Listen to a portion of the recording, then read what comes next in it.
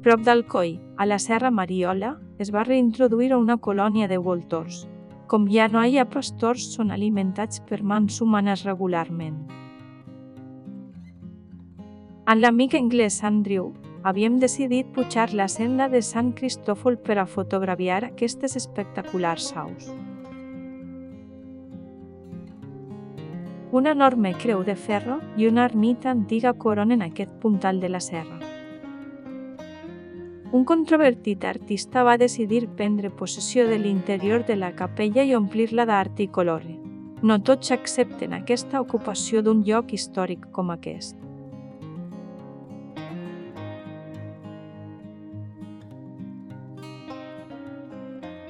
A poca distància, ja dalt del penya-segat, vam seure per a observar les evolucions dels voltors.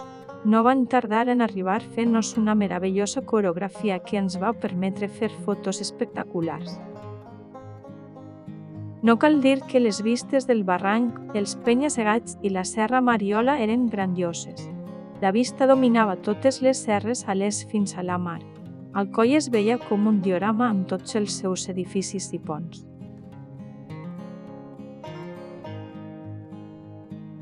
Amb les ràfegues de les nostres càmeres, com artillers en una batalla sense violència, anàvem capturant moments efímers on aquestes aus de vol majestuós feien passades a diferents distàncies i per totes les bandes.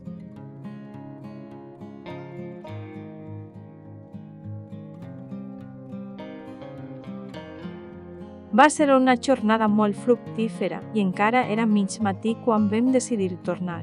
Els voltors es van dispersar en totes les direccions.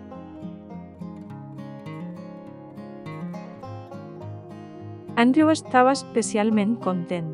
Al Regne Unit no hi ha voltors i una vegada que va aparèixer un, va ser una glòria nacional entre els aficionats a la fotografia d'aus.